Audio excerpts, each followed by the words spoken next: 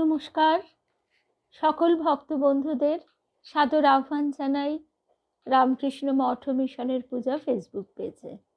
রামকৃষ্ণ মঠ মিশনের পূজা ফেসবুক পেজে আমরা ঠাকুরের কথা শুনি, শ্রী শ্রী রামকৃষ্ণ লীলা প্রসঙ্গ অনুধ্যান। আমরা এর আগের সপ্তাহে যেখানে ছিলাম সেখানে দেখছি যে ঠাকুরের সেই ঐকান্তিক ব্যাকুলতা, যা দেখে সাধারণ মানুষ ঠাকুরকে পাগল প্রতিপন্ন করে। আর স্বাভাবিকভাবেই সাধারণ মানুষের ঠাকুরের ওই উচ্চাবস্থা, ওই সহজ আনন্দের ভাব বোঝা একেবারেই সম্ভব নয়। ঈশ্বর সাধক ভিন্ন অন্য কারো পক্ষে এ সম্বন্ধে এতটুকু ধারণা নেই, কারণ সাধারণ মানুষ যাকে, যে বস্তুকে অত্যন্ত গুরুত্বপূর্ণ মনে করে যা ছাড়া আমাদের একদিনও বেঁচে থাকা সম্ভব নয়, এক মুহূর্ত বেঁচে থাকা সম্ভব নয়, তাকেই ঠাকুর বলছেন যে এর কোনো গুরুত্ব নেই। মানুষের জীবনের লক্ষ্যই হচ্ছে ঈশ্বর লাভ। তো এই সম্পূর্ণ বিপরীত যে ভাব, এই ভাবকে গ্রহণ করা সাধারণ মানুষের পক্ষে স্বাভাবিকভাবেই অসম্ভব বললে অত্যুক্তি করা হয় না। প্রথমেই কল্যাণীদিকে দেখতে পাচ্ছি। কল্যাণীদি, শুভ সন্ধ্যা। বিলাসপুরের দিদি সঙ্গীতা, সকল ভক্ত বন্ধুদের শুভ সন্ধ্যা জানাই। শুভ সন্ধ্যা। শ্রাবণ, অনিতা, গায়ত্রীদি, এক এক করে আমরা অনেকেই সমবেত হয়ে গেছি, তাই আর দেরি না করে শুরু করছি আজকের প্রসঙ্গ।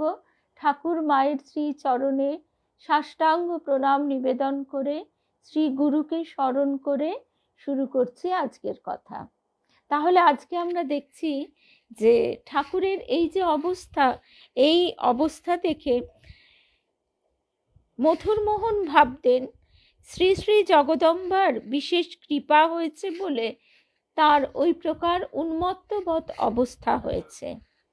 তিনি মথুরবাবু ঠাকুরকে শিশুর মতো ভালোবাসতেন, নিজের সন্তানের মতো ভালোবাসতেন। তো সেই কারণে তিনি তার ওই যে উন্মত্ত ভাবটিকেও নিতান্তই স্নেহের চোখে দেখতেন। লোকে যেখানে ব্যঙ্গ, বিদ্রুপ, তির্যক মন্তব্য করত, হাসি ঠাট্টা তামাশা করত, সেখানে মথুরবাবুর খুব প্রাণে ব্যথা বাজত। তিনি চাইতেন তার প্রাণের ঠাকুর যেন সুস্থ হয়ে ওঠে। তিনি তার জন্য নানা রকমের চিকিৎসার জন্য চেষ্টা করেছেন, কিন্তু কিছুতেই কিছু হবার নয়। শেষে কবিরাজ বিধান দিচ্ছেন যে এ এমনই দিব্যাবস্থা যে এ ওষুধে সারবার নয়।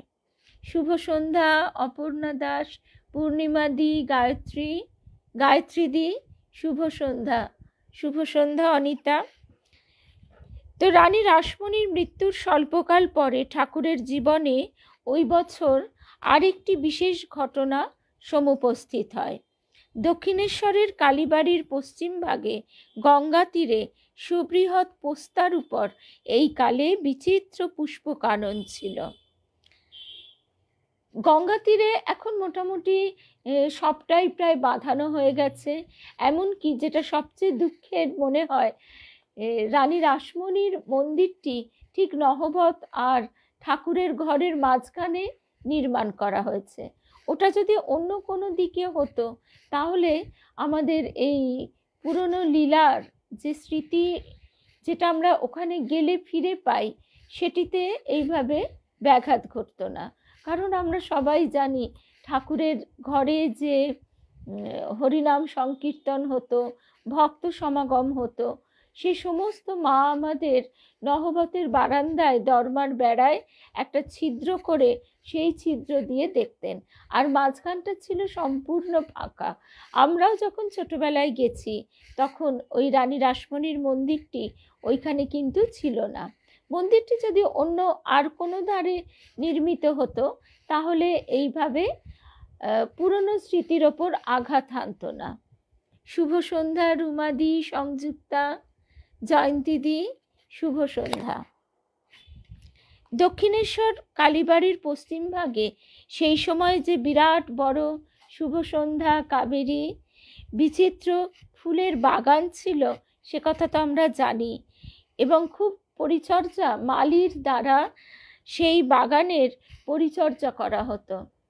এমনকি স্বামী যোগানন্দ যোগিন তিনি ঠাকুরকে মালি বলে ভুল করেছিলেন, আর ঠাকুর মায়ের জন্য সেই বাগানে বিভিন্ন গাছ থেকে পুষ্প চয়ন করতেন। আর এটাও আমরা জানি যে পুষ্প চয়নকালে তিনি দেখেছিলেন সমস্ত ফুল যেন স্তবকে স্তবকে চৈতন্যের পুঞ্জ পুঞ্জ পুঞ্জ চৈতন্য পুষ্পরূপে প্রকাশিত হয়ে আছে, তাই আর তিনি ফুল ছিঁড়তে পারেননি। তারপর আরেক দিনের কথাও মনে পড়ে যায়, গোলাপ ফুলের বাগান ছিল।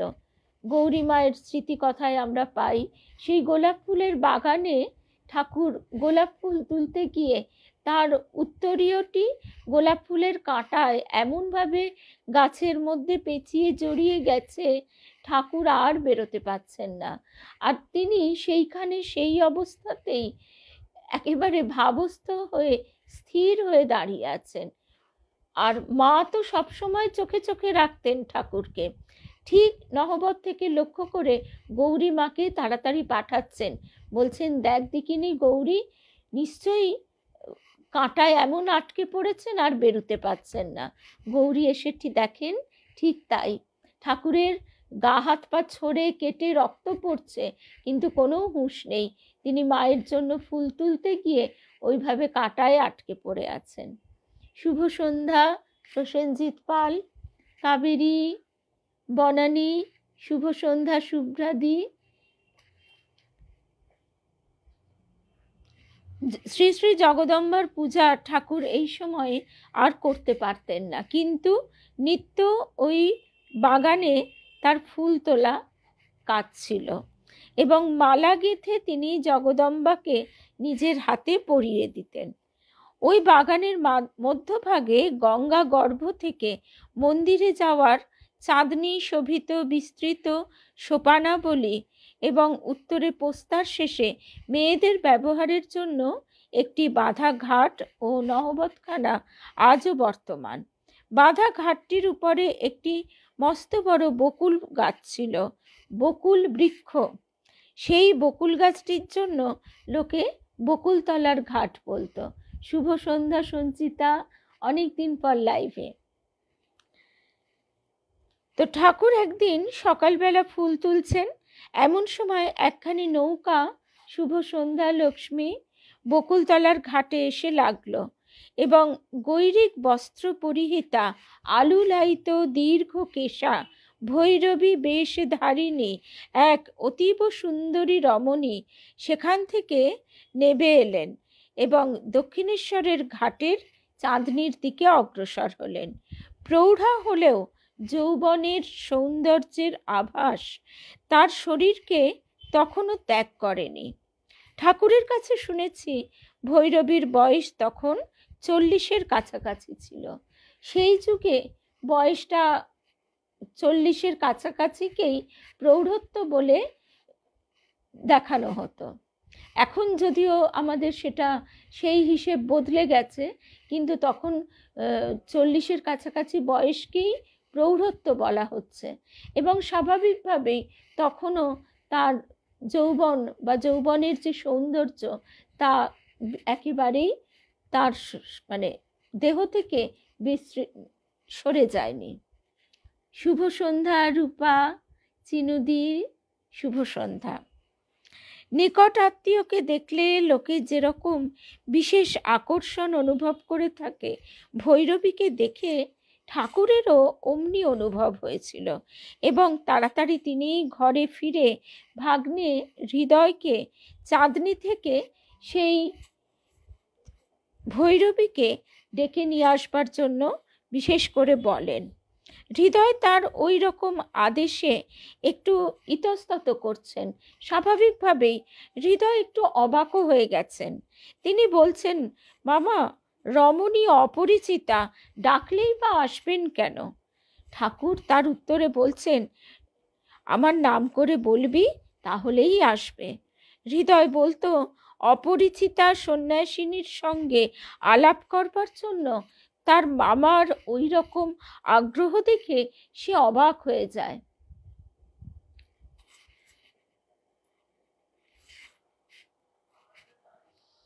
সব কথা বলতেও নেই, শুনতেও নেই, কারণ তাকে ওই রকম আচরণ করতে সে ইতিপূর্বে কখনো দেখেনি। উন্মাদ মামার বাক্য অন্যথা করবার উপায় না দেখে হৃদয় একান্তভাবে অসহায় অবস্থাতে চাঁদনিতে গিয়ে দেখল যে ভৈরবী, শুভ সন্ধ্যা সিদ্ধার্থ, ভৈরবী ওখানেই বসে আছেন। হৃদয় তাকে সম্বোধন করে বললে তার ঈশ্বর ভক্ত মামা তার দর্শন লাভের জন্য প্রার্থনা করছেন। ওই কথা শুনে ভৈরবী আর দ্বিতীয় কোনো প্রশ্ন না করে তার সঙ্গে যাওয়ার জন্য উঠে দাঁড়ালো এবং এই সব ঘটনা পরম্পরা দেখে হৃদয় আরও অবাক হয়ে গেল। শুভ সন্ধ্যা রুম্পা ঠাকুরের ঘরে প্রবেশ করে তাকে দেখেই ভৈরবী আনন্দে ও বিস্ময়ে অভিভূত হলেন এবং সজল নয়নে সহসা বলে উঠলেন, বাবা, তুমি এখানে রয়েছ? তুমি গঙ্গা তীরে আছো জেনে তোমায় খুঁজে বেড়াচ্ছিলাম, এতদিনে তোমার দেখা পেলাম। ঠাকুর জিজ্ঞাসা করলেন, আমার কথা কেমন করে জানতে পারলে মা? ভৈরবী বললেন, তোমাদের তিনজনের সঙ্গে দেখা করতে হবে এ কথা জগদম্বার কৃপায় পূর্বেই জানতে পেরেছিলাম। দুজনের দেখা পূর্বদেশে পেয়েছি। পূর্বদেশ বলতে বর্তমান বাংলাদেশকে তখন বোঝানো হতো। আজ এখানে তোমার দেখা পেলাম। তবে এখন শুভ সন্ধ্যা মিনুদি, এখন বাংলাদেশের যেটুকু ভৌগোলিক সীমানা, তখন পূর্বদেশ বলতে আসাম টাসাম অনেকটা জায়গা জুড়েই বোঝানো হতো। ঠাকুর তখন ভৈরবীর কাছে উপবিষ্ট হয়ে বালক যেমন অন্তরের কথা জননীর কাছে সানন্দে প্রকাশ করে, সেই রকম নিজের অলৌকিক দর্শন ঈশ্বরীয় প্রসঙ্গে ঠাকুরের এতদিন যেভাবে বাহ্য জ্ঞান লুপ্ত হয়ে যেত, গাত্রদাহ, নিদ্রাশূন্যতা, শারীরিক সমস্ত বিকার, এই সমস্ত অদ্ভুত অদ্ভুত বিচিত্র নিত্য নূতন অভিজ্ঞতার কথা তাকে বলতে বলতে বারবার জিজ্ঞাসা করতে লাগলেন, হ্যাঁ গা, আমার এ সকল কি হয়? আমি কি সত্যিই পাগল হলাম? জগদম্বাকে মনে প্রাণে ডেকে সত্যি কি আমার কঠিন ব্যাধি হলো? আজকে ওই যে কালের যে দূরত্বে আমরা দাঁড়িয়ে আছি, সেখানে আমরা কিন্তু তার কৃপায় কতখানি সৌভাগ্যবান যে এই ব্যাপারটি আমরা কত সহজে আমরা বুঝতে পারছি। কিন্তু সেই যুগে সেই সময় এই রকম ঘটনা মানুষ দেখেনি। এমনকি স্বয়ং শিবনাথ শাস্ত্রীও বলেছিলেন যে তিনি ঈশ্বরকে চিন্তা করে করে পাগল হয়ে গেছেন, বেহেড হয়েছেন। তা ঠাকুর তাতে বলেছিলেন, শুভ সন্ধ্যা নয়নতারা, ঠাকুর তাতে বলেছিলেন, চৈতন্যকে চিন্তা করে কেউ কি অচৈতন্য হয়? তো স্বাভাবিকভাবেই সেই যুগের মানুষের কাছে এ এক অদ্ভুত দৃশ্য, অদ্ভুত কাণ্ড কারখানা।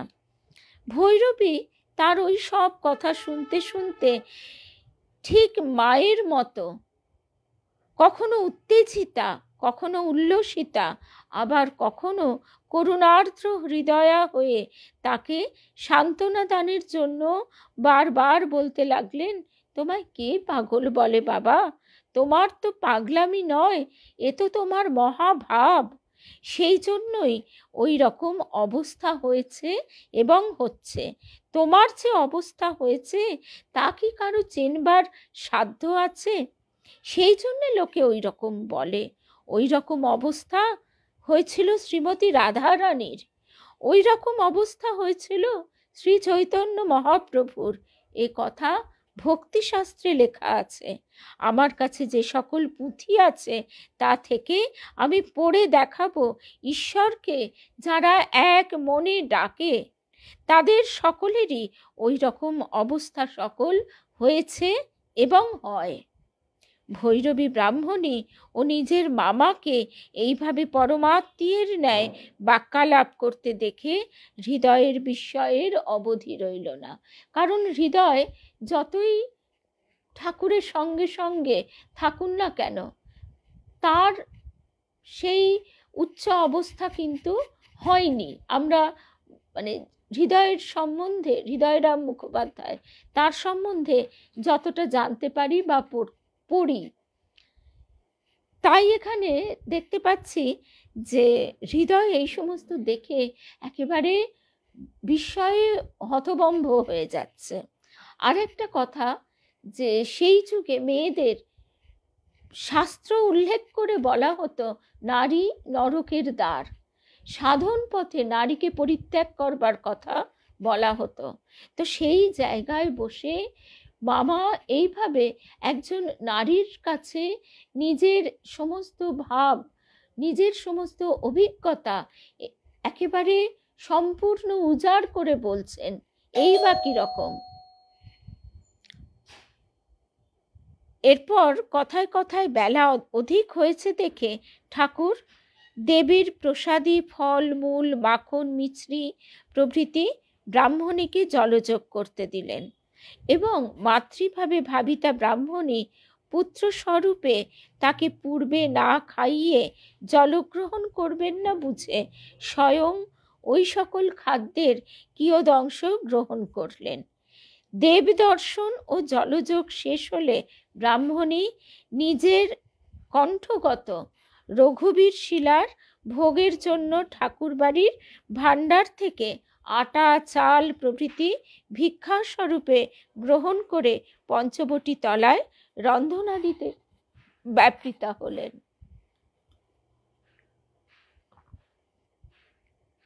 শুভ সন্ধ্যা মিনাদি। এই সবে আমরা শুরু করেছি, তাও মিনিট 15-20 তো হয়েই গেল। শুভ সন্ধ্যা বিভা সাহা, শিল্পী দাস।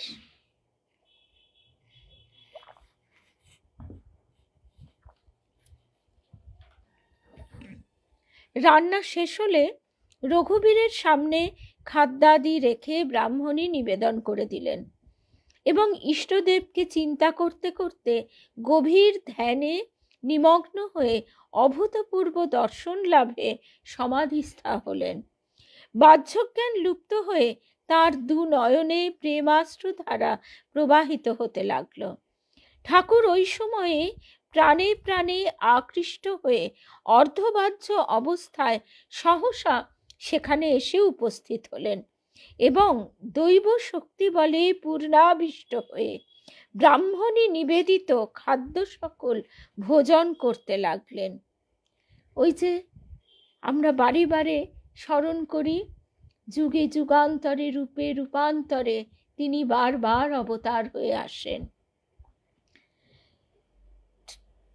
ভৈরবী মায়ের গলায় রঘুবীর শিলা, তিনি তাকে ভোগ নিবেদন করেছেন, আর স্বয়ং নররূপী রাম সেই দিন নিজে সেই ভোগ গ্রহণ করছেন। কি অপূর্ব একটি ছবি এখানে লীলা প্রসঙ্গকার আঁকলেন। কতক্ষণ পরে ব্রাহ্মণী সংজ্ঞালাভ করে চক্ষু উন্মীলন করলেন এবং বাহ্য জ্ঞান বিরহিত ভাবাবিষ্ট ঠাকুরের ওই প্রকার কার্যকলাপ নিজ দর্শনের সঙ্গে মিলিয়ে দেখে একেবারে আনন্দে কণ্টকিত কলেবরা হলেন। মানে তার সারা গায়ে রোম খাড়া হয়ে গেছে রোমাঞ্চে।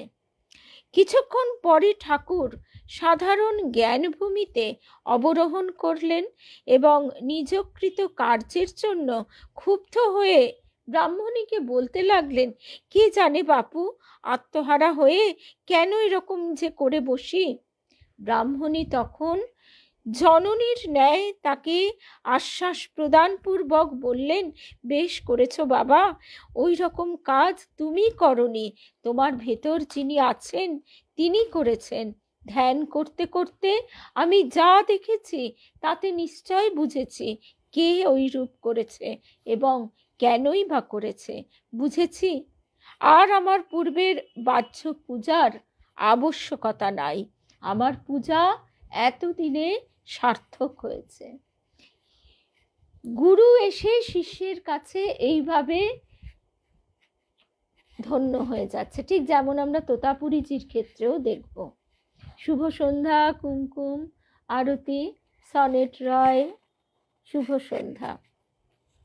প্রথম দর্শনের এই বলে ব্রাহ্মণী কিছুমাত্র দ্বিধা না করে দেবপ্রসাদ স্বরূপে ঠাকুরের খাওয়ার পর যে অবশিষ্ট প্রসাদ ছিল সেইটি মাথায় ঠেকিয়ে নিজে গ্রহণ করলেন এবং ঠাকুরের শরীর মনকে আশ্রয় করে রঘুবীরের জীবন্ত দর্শন লাভ করে, মানে স্বয়ং রামকে তিনি দেখতে পেলেন ঠাকুরের দেহে।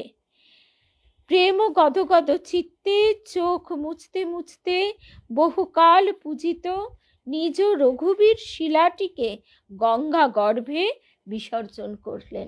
কারণ সেদিন তিনি স্থির নিশ্চয় হলেন যে তার আর বাহ্য পূজার আবশ্যকতা নাই, তার পূজা এতদিনে সার্থক হয়েছে। আরও একটা অদ্ভুত ঘটনা এখানে ঘটে গেল, যে যুগে বা যুগে যুগে আমরা দেখে এসেছি যে নারী সবসময় পিছনে থেকেছে। অবতার পুরুষের আগমনের ক্ষেত্রেও আমরা দেখেছি অবতারের সঙ্গে তার শক্তির বিশেষ সম্পর্ক থাকলেও জগতের কাছে তা কিন্তু পরিপূর্ণরূপে প্রকাশিত হয়নি। কিন্তু এইবারে ঠাকুর এসেছেন নারী শক্তির জাগরণের জন্য। আমাদের গুরুদেব সব সময় বলতেন যে কোনো সংসার মা ছাড়া পূর্ণতা লাভ করে না। সংসারে যত কিছুই থাক না কেন, ধন সম্পত্তি যা কিছুই থাক না কেন, সেই সংসারে একজন মা যদি না থাকে তাহলে সেই সংসারের শ্রী থাকে না, লালিত্য থাকে না, সব কিছু ছারখার হয়ে যায়। তো এই জগৎ সংসারে যে ঘোর কলির আধিপত্য, সেই অবস্থা থেকে রক্ষা করবার জন্য একজন মায়ের প্রয়োজন। তাই তিনি শ্রী শ্রী মাকে প্রতিষ্ঠা করলেন। আর শ্রী শ্রী মা কে? স্বয়ং ঠাকুর শ্রী রামকৃষ্ণ, তারই নারী রূপ। জগতের কাছে এমন একজন মা তিনি দিলেন যে জীব এবার খুব সহজে মা বলে জড়িয়ে ধরতে পারবে। মা বলে নিজের যাবতীয় কথা, সে রান্না করতে করতে হাত ব্যথাই হোক বা মাথা ব্যথাই হোক বা নিজের সন্তানের জন্য দুশ্চিন্তা হোক কি কারুর দুর্ব্যবহারে তার চোখ দিয়ে জল পড়ুক, সে সমস্ত কিছু কথা, এমনকি তার নিজের মনেরও যদি কুভাব জাগে তাহলে সে সব কথা অকপটে মাকে বলতে পারবে। অনেকেই বলে থাকেন যে ঠাকুরের কাছে আবার একটু বাবা কেমন ভয় ভয় করে, মাকে বেশি আপন মনে করা যায়, মায়ের সঙ্গে একটু রাগও দেখানো যায় যে বাপরে বাপ আর পাচ্ছি না, তুমি আমার ওপর আর কত রকম ঝামেলা চাপাবে। এ কথা মাকে বলা যায়, ঠাকুরকে বলা যায় না, এমন কথাও বলেছে। তো সুতরাং এই নারী গুরু গ্রহণের মধ্যে দিয়ে নারীকে সম্মানের আসনে ঠাকুর কিভাবে প্রতিষ্ঠা করলেন তা আমরা একটু একটু করে এখন ক্রমশ বুঝতে পারছি। সেই গদাই লাহাবাবুদের বাড়িতে ঠাকুর গড়ার সময় মৃন্ময়ী মায়ের চোখ আঁকবার বায়না ধরেছিলেন। শিল্পী কিছুতেই, কুমোর কিছুতেই দেবে না, কারণ তারা এতদিন ছোট ছেলের সমস্ত আবদার এক কথায় মেনে নিয়েছে। মাটি চড়ানো, রং লাগানো সব তারা করতে দিয়েছে, কিন্তু চক্ষুদান তাদের কাছে এক বিশেষ অনুষ্ঠান। সেইটি কখনো এতটুকু ছেলের আবদারে তাকে প্রশ্রয় দেওয়া যায়? একদমই কাবেরীও বলছে কখনোই যায় না স্বাভাবিকভাবে। সেই জন্যে তারা কিছুতেই রাজি হননি। কিন্তু গদাই কি আর করবে, বায়না করে করেও যখন তাদের মন ভেজানো গেল না, চুপটি করে বসে বসে দেখতে লাগলো তারা কি করে। কিন্তু কুমোর শিল্পী যতবারই মায়ের চোখ আঁকতে যায় ততবারই বেঁকে যায়, ততবারই দৃষ্টি দু চোখের দুরকম হয়, কি ভুল হয়, ধেবড়ে যায়। তখন তারা যখন ব্যর্থ হলো বারবার 3বার, তখন তারা বুঝলে যে এ তো সহজ কথা নয়, এই শিশুর হাতেই আমাদের তুলে দিতে হবে। এবং শিশু যখন তুলি দিয়ে মায়ের সেই বড় বড় টানা টানা চোখ এঁকে দিলেন, আজও লাহাবাবুদের বাড়ির মৃন্ময়ী মায়ের চোখ ওই ছাঁচেই আঁকা হচ্ছে, ওই ঘরানাতে। তো তিনি এসেছেন জগতের চক্ষু উন্মীলিত করতে। সেই জন্য সেই বাল্যলীলাতেই আমরা তার আভাস ইঙ্গিতটুকু দেখতে পাই। এখানেও তার গুরুকরণ হচ্ছে নারী ভৈরবী ব্রাহ্মণীর কাছে। শুধু তাই নয়, এই ভৈরবী ব্রাহ্মণীয় সভায় ঠাকুরকে অবতার বলে প্রতিষ্ঠা করছেন। এটাও ভারী অদ্ভুত যে একজন নারী সত্যকে জগতের কাছে প্রতিষ্ঠা করছে। প্রথম দর্শনের প্রীতি ও আকর্ষণ ঠাকুর এবং ব্রাহ্মণীর মধ্যে দিনে দিনে বর্ধিত হতে লাগলো। ঠাকুরের প্রতি অপত্য প্রেমে, মানে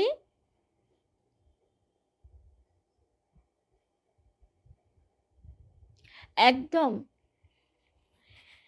তো ঠাকুরের প্রতি অপত্য প্রেমে মানে বাৎসল্য স্নেহে মুগ্ধ হৃদয়া সন্ন্যাসিনী দক্ষিণেশ্বরেই রয়ে গেলেন। আধ্যাত্মিক বাক্যালাপে দিনের পর দিন কোথা দিয়ে যেতে লাগলো।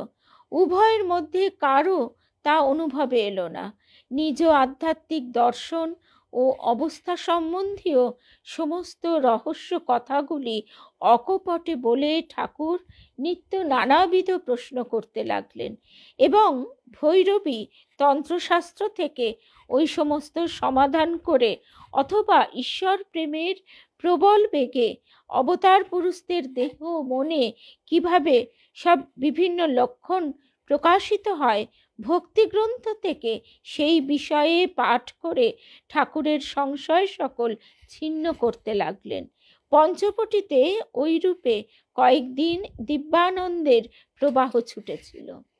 আমরা গতকাল ভাস্বরপ্রাণা মাতাজির একটি নিবন্ধ থেকে শুনছিলাম শিবজ্ঞানে জীবসেবা প্রসঙ্গের ব্যাখ্যা এবং বিশ্লেষণ। রামকৃষ্ণ উপনিষদ বলে সেই ভাগের মধ্যে এই প্রবন্ধটি ছিল। তো এখানে এটাও মাতাজি বলছেন যে অদ্ভুত ব্যাপার, ঠাকুর জন্ম নিলেন একজন নির্লোভ সরল পণ্ডিত ধার্মিক পিতার গৃহে। তিনি নির্লোভ সরল নিষ্ঠাচারী পণ্ডিত বটে, কিন্তু তিনি নিজে সেইভাবে সাধারণ লেখাপড়া কিছুই শিখলেন না।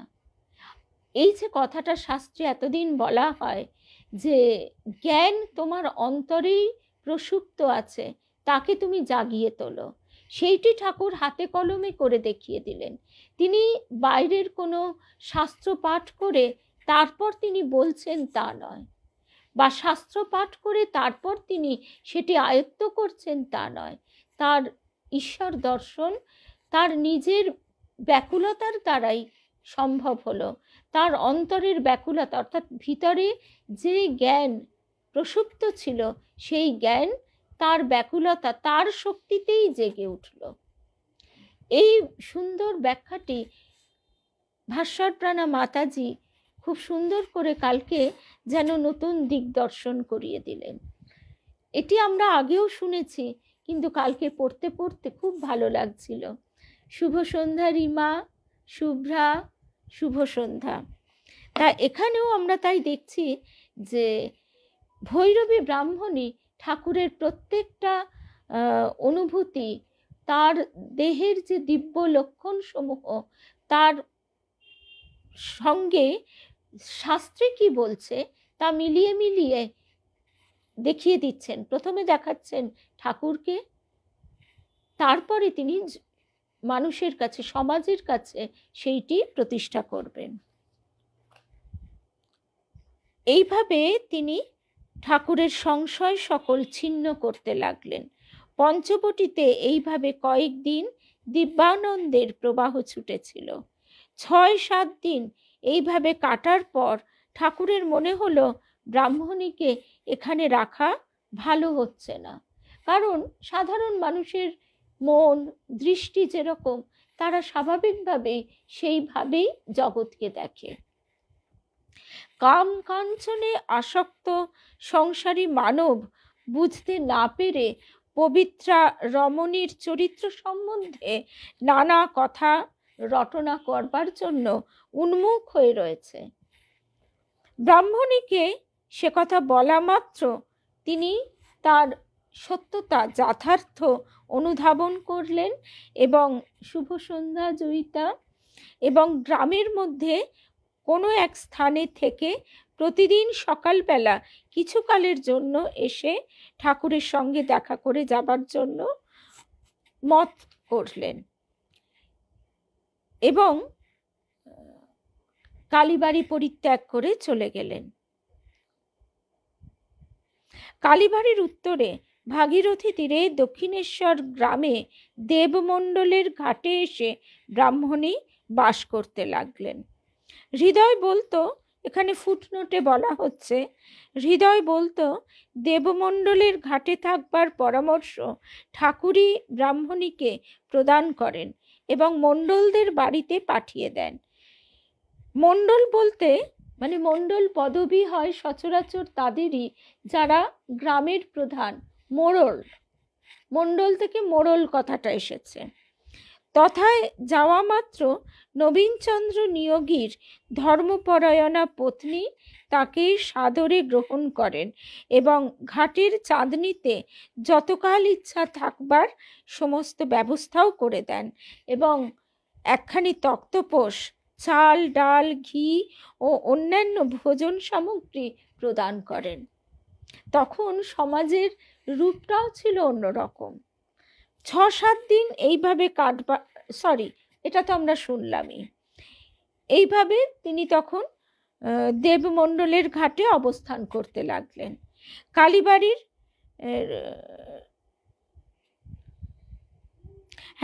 এরপরে সেই ভৈরবী ব্রাহ্মণী গ্রামের মধ্যে পরিভ্রমণ করে গ্রামের মেয়েদের সঙ্গে আলাপ করে নিলেন এবং সেই গ্রামের মেয়েদের কাছে খুব অল্প দিনেই শ্রদ্ধার পাত্রী হয়ে উঠলেন। কারণ তাদেরকে তখন তো কোনো এন্টারটেনমেন্ট বলে কিছু ছিল না, সুতরাং গ্রামের মেয়েরা তখন সেই ভৈরবী ব্রাহ্মণীর কাছে ভাগবত কথা, পুরাণের কথা, রামায়ণ মহাভারতের কথা শুনতে পেত। এইভাবে তিনি তাদেরকে বিভিন্ন ভক্তিরসাত্মক গল্পাদি বলে তাদের শ্রদ্ধা ভালোবাসার পাত্রী হয়ে উঠলেন।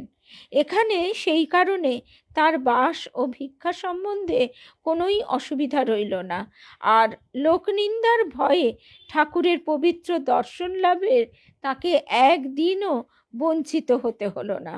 তিনি প্রতিদিন সকালে কিছুক্ষণের জন্য কালীবাড়িতে এসে ঠাকুরের সঙ্গে কথাবার্তায় এবং মায়ের দর্শনে সময় কাটাতেন।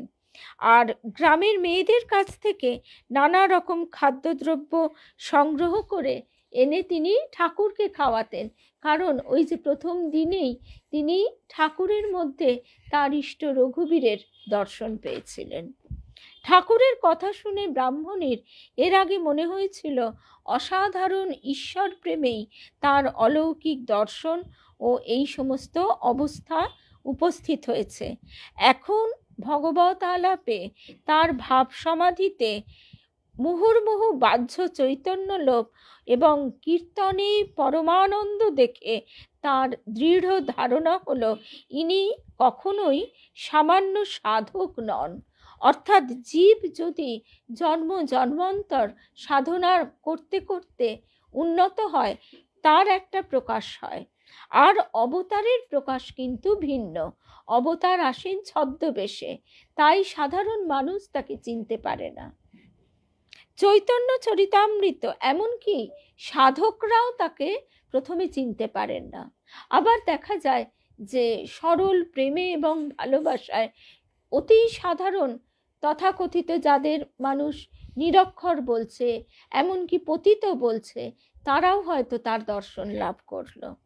চৈতন্য চরিতামৃত ও ভাগবতাদি গ্রন্থের স্থলে স্থলে মহাপ্রভু শ্রী চৈতন্যদেবের জীবোদ্ধারের নিমিত্ত পুনরায় শরীর ধারণপূর্বক আগমনের যে সকল ইঙ্গিত দেখতে পাওয়া যায়, ঠাকুরকে দেখে ব্রাহ্মণী সেই সব কথা একেবারে বইয়ের সঙ্গে বারে বারে মিলিয়ে নিতে লাগলেন।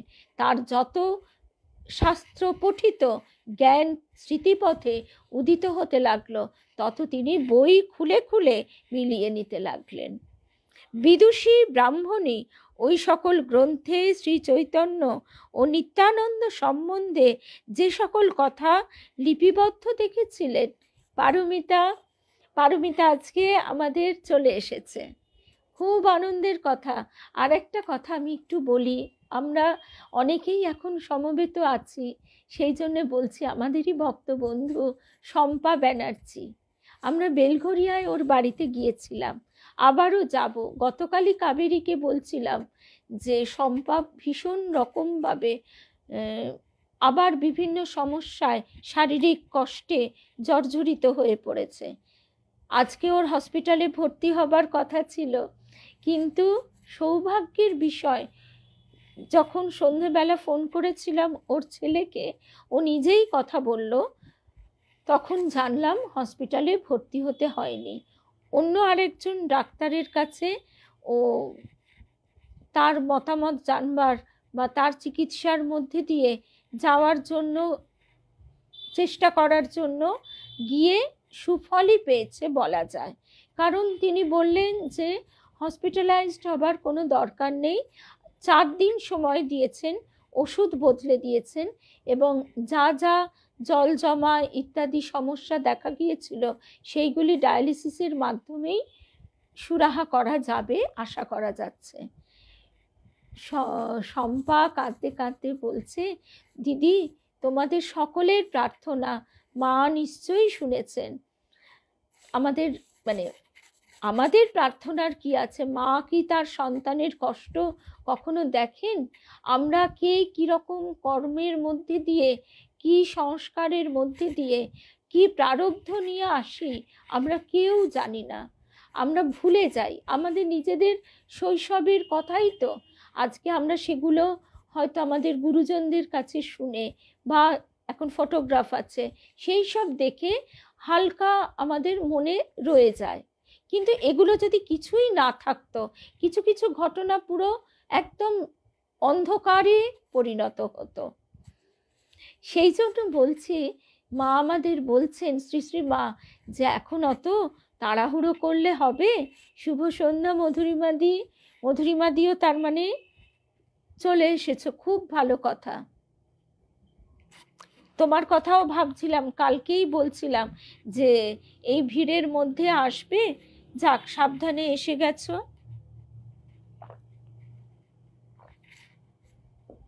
তো শম্পার কাছে আমরা এক্ষুনি যাচ্ছি না, শুভ সন্ধ্যা রূপা, ও এই ক্রিটিক্যাল সময়টা একটু পার করে নিক।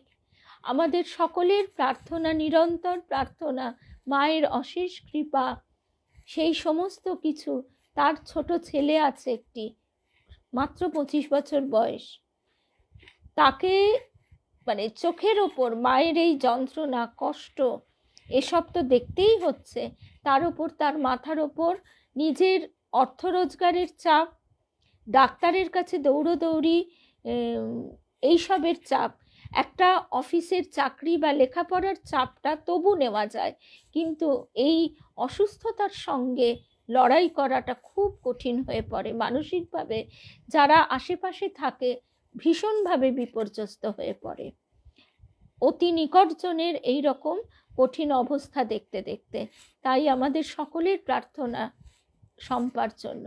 আর আমরা চেষ্টা করব একটা ব্যাগে অল্প অল্প কিছু টাকা সঞ্চয় রাখতে, যাতে অর্থের প্রয়োজন তো সব সময়ই হয়। তো সেই কারণে যদি আমরা কখনো প্রয়োজন হয়, বা আমরা যেদিন যাব সেদিন আমরা যাতে দিতে পারি কিছু। রূপার আমি কালকে এইটাই ঠিক করেছিলাম যে রবিবার দিন যাব, তা ও আমাদের বলছে যে এখন আসার প্রয়োজন নেই গো দিদি, তোমরা যে আছো এটাই বড় কথা। আমরা তাই বলেছি যে যখনই প্রয়োজন হবে অন্তত খবরটুকু জানিও। শম্পার মাও তো আছেন, তারও তো বয়স হয়েছে, চোখের ওপর সন্তানের এমন কষ্ট দেখা যে কতখানি মর্মান্তিক এগুলো তার বলে দিতে হয় না। তো এইটাই জানালাম আমাদের সকল ভক্ত বন্ধুদের, আর এই আবেদনটুকুও রইল যার যতটুকু সামর্থ্য, অন্তত প্রার্থনা তো আমরা সবাই করতে পারি, এইটুকুই বলছি। আর সবচেয়ে ভালো কথা যে একটু ভালোর দিকে অন্তত ও যে মনোবলটা ফিরে পেয়েছে, এটাই সবচেয়ে বড় কথা। তারপর আবার আমরা ফিরে আসি। মোটামুটি আমরা আজকে এখন শেষ পর্যায়ে এসে গেছি। শম্পা ভট্টাচার্য একদম কুমকুম দি, তোমার কথাও সব সময় আমাদের স্মরণে থাকে। আর আমাদের রেণুকা দিও মানে এমন করে বলে, হসপিটালে শুয়ে শুয়ে পাঠ শুনি, আবার বাড়ি এসে জানো তো শুনতে পারি না। ঠাকুর তো আমার শরীরটাও সেরকম রাখেননি, সেই জন্য দেখো এ তো দেহ থাকলেই তার কষ্ট থাকেই, এবং দেহের কষ্ট যে কতখানি কষ্ট এ তো বলার অপেক্ষাই রাখে না। তবু আমরা চাই যে আমরা সবাই তার কৃপায় যেন তার নাম করতে করতে অন্তত পক্ষে জোড়াতালি দিয়েও এগিয়ে চলতে পারি, একেবারে যেন ভেঙে না পড়ি। এরপর আমাদের প্রসঙ্গে চলে আসি, আমরা একদম শেষ পর্যায়ে।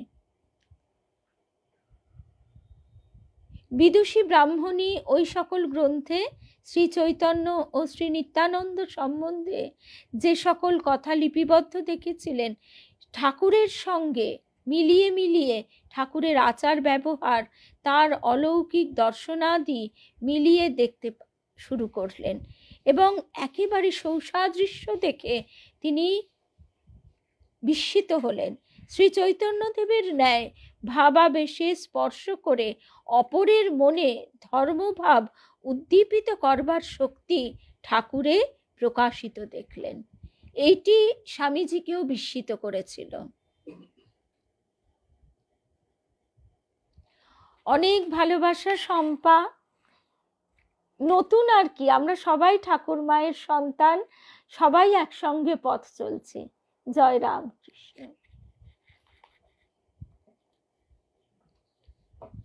শ্রী চৈতন্যদেবের ন্যায় ভাবাবেশে স্পর্শ করে অপরের মনে ধর্মভাব উদ্দীপিত করবার শক্তি ঠাকুরে প্রকাশিত দেখলেন।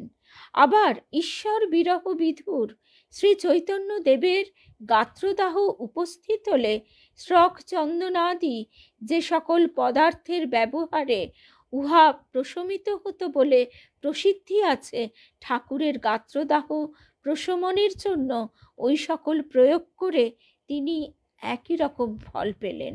সুতরাং ভৈরবী ব্রাহ্মণীর মনে এখন থেকে দৃঢ় ধারণা হলো শ্রী চৈতন্য ও শ্রী নিত্যানন্দ উভয়ে জীবোদ্ধারের নিমিত্ত ঠাকুরের শরীর মনকে আশ্রয় করে পুনরায় পৃথিবীতে অবতীর্ণ হয়েছেন।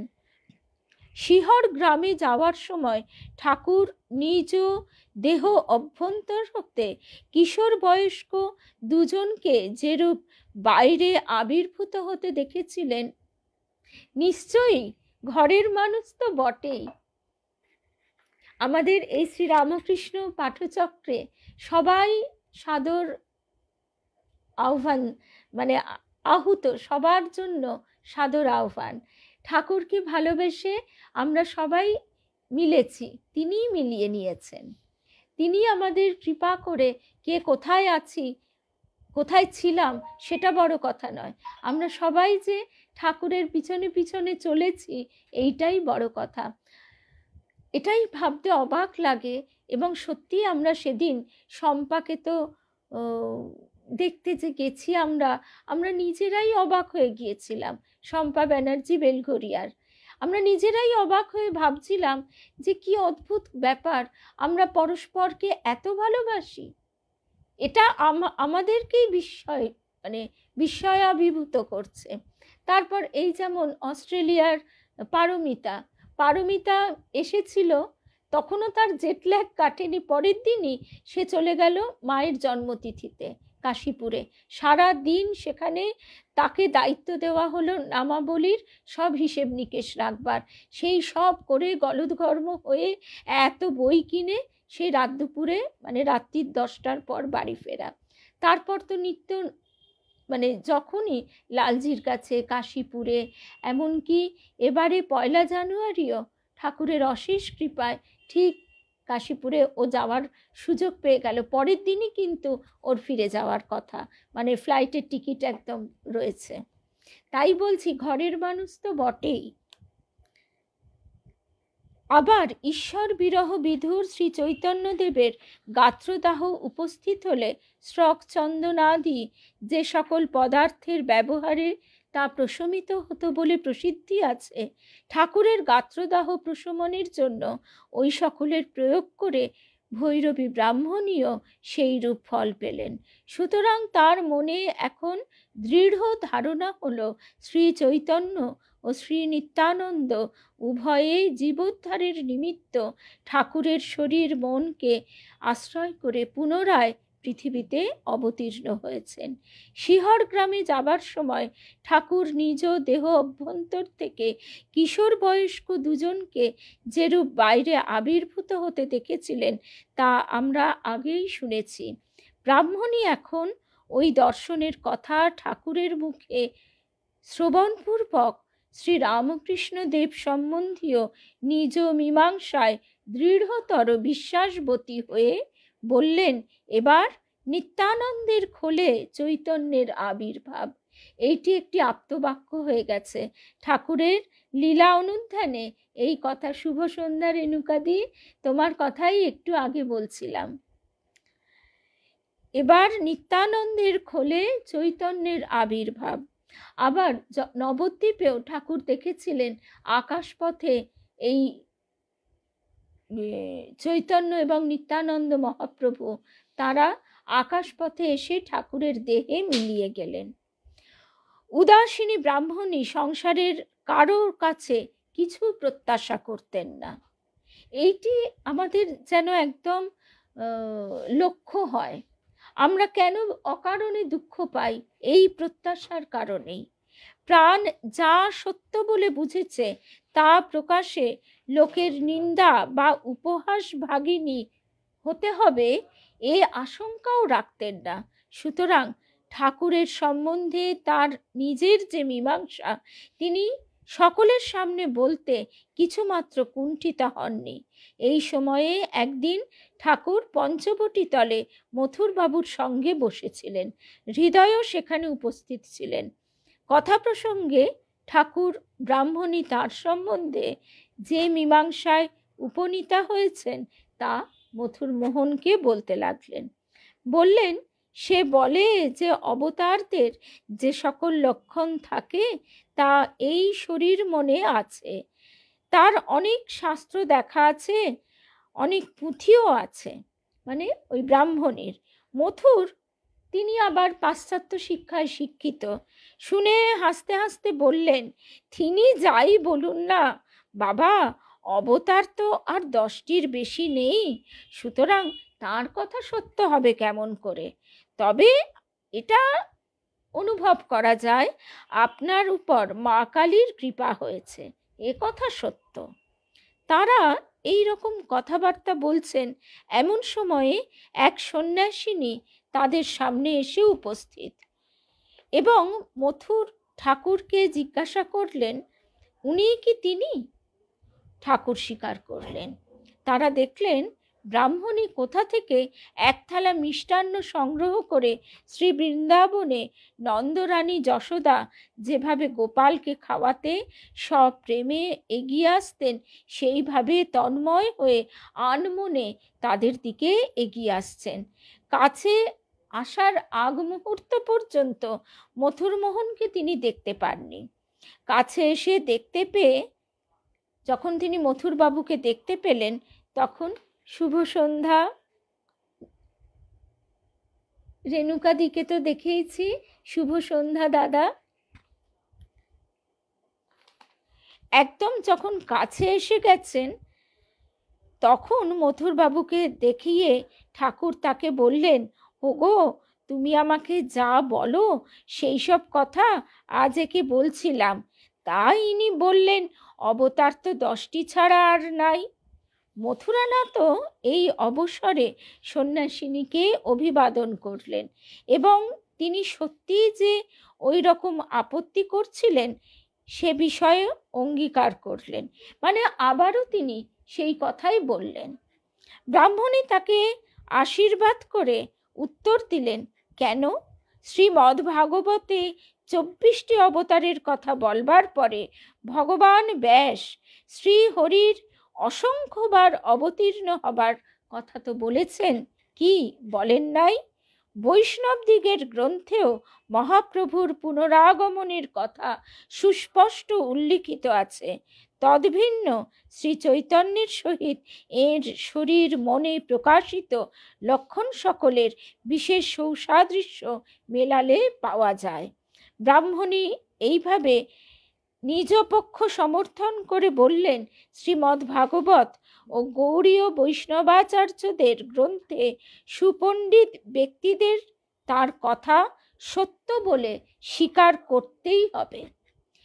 ওই রকম ব্যক্তির কাছে তিনি নিজ পক্ষ সমর্থন করবার জন্য যথেষ্ট আগ্রহী। ব্রাহ্মণীর ওই কথার কোনো উত্তর দিতে না পেরে মথুরমোহন নীরব রইলেন। এরপরে আমরা দেখব, আজকে আমরা এই অবধি শুনলাম, এরপরে দেখব পণ্ডিত বৈষ্ণবচরণের আগমন, এবং সেখানে তখন একটি সভা আহ্বান করা হয়, আর সেখানে একেবারে শাস্ত্র থেকে উদ্ধৃত করে প্রমাণ করে দিলেন ভৈরবী ব্রাহ্মণী যে তিনি ঠাকুর শ্রীরামকৃষ্ণের ভিতর যে অবতারত্বের প্রকাশ দেখেছেন তা একদম সত্য, এবং সেই তার কথা কেউ খণ্ডন করতে পারলেন না। আজকে আমরা তাহলে এই অবধি শুনলাম। আগামীকাল আবার আমাদের দেখা হবে। আমাদের বিশ্বজনীন বার্তায় সৎপ্রসঙ্গ হয়, তবে ধ্যান ইত্যাদি প্রসঙ্গ আমরা শুনছিলাম। তবে আমাদের শ্রেয়ার আবদার বা ইচ্ছা, বা আমাদের সকলেরই ইচ্ছা, শনিবার যেহেতু ঠাকুরের জন্মতিথি, সেই কারণে আগামীকালও আমরা ঠাকুরের কথাই শুনব। এর থেকে সৎপ্রসঙ্গ তার কিছুই হয় না। তার নাম কলমাসোপহারম। জয় রামকৃষ্ণ।